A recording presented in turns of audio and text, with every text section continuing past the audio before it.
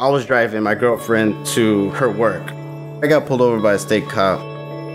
So this cop comes and runs my name, says, "You have a warrant, sir." So I'm like, "Well, how do I have a warrant?" He is like, "You're under arrest." And they go look up under the system, and it was a different face on there. I was like, "That's not me." So I'm going to jail right now for somebody that used my identity. He was working under my Social Security, but he wasn't turning his W-2 forms. The next thing you know, I'm getting an IRS letter saying that I owe 16 grand. I felt devastated. I was just worried about getting my life back. And nobody was there to help me. We had Cheyenne since she was a baby. And my daughter was young. She's a mother, but she couldn't quite take care of her. And her dad's in prison. We love Cheyenne. We figured we need to adopt her. We just can't let Cheyenne down. I told my wife, I says, we can't afford a lawyer. It was kind of hard. I've lived in my house for 32 years. The house means a lot to me because it's been my home. One day, he came home and he said, "I just don't feel right," and he collapsed on the floor. He was having a stroke.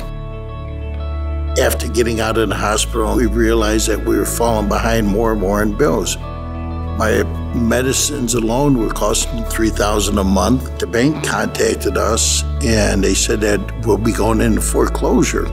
We were so far into debt that we had to file for bankruptcy.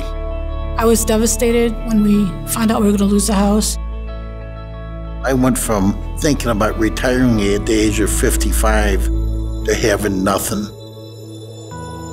Growing up in Mexico, life was very difficult. My father died when I was very young, and my mother had abandoned us. We didn't even have food to eat or proper clothes to wear, and I was often afraid for my safety. When I was 14, a man offered to help me cross into the United States where I had family. But once we crossed the border, that's when everything fell apart. The man took me to a hotel room and forced himself on me. Then he sold me to a cantina in Texas where I had to work without pay. The cantina was full of drugs and men who constantly harassed me. My family rescued me from that place, but I was afraid to file charges. I was afraid to come forward because I was undocumented. Stories like these are all too common for tens of thousands of people living below the poverty line in the suburbs of Chicago. And although we've all heard the phrase, "You have the right to an attorney," that's only true for those accused of a crime, not the victims. Without a legal advocate, innocent victims are left to fend for themselves and can end up in crippling debt, with shattered lives and broken families.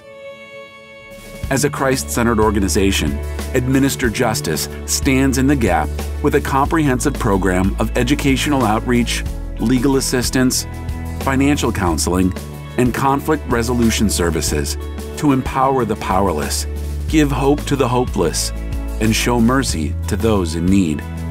What started with one lawyer in an 8x10 room has grown into a professional law office with a network of volunteer and staff attorneys helping thousands of our poorest neighbors each year. Our vision is to double our capacity, open more branches in the Chicago suburbs, and engage more individuals, churches, and businesses in the cause of administering justice. But in order to do this, we need your help. This is what the Lord Almighty says: administer true justice, show mercy and compassion to one another. If it wasn't for Administer Justice, I'd probably be homeless. All my money would have been gone. They were there to help me when nobody would ever try to help me. We had went through so much stuff to adopt Cheyenne, and I couldn't believe that now she's adopted. And I just felt joy and relief, and we thank God, and He answered the prayer with Minister Justice. If it wasn't for Administer Justice, we don't know where we would be. They said no matter what, even if we lose our house, they'll still be there for us. Administer Justice gave me the help I needed to apply for a special trafficking visa and file charges against my abusers. They gave me hope that there can be justice for everyone, even someone like me. Will you join us in providing hope and help to those in need?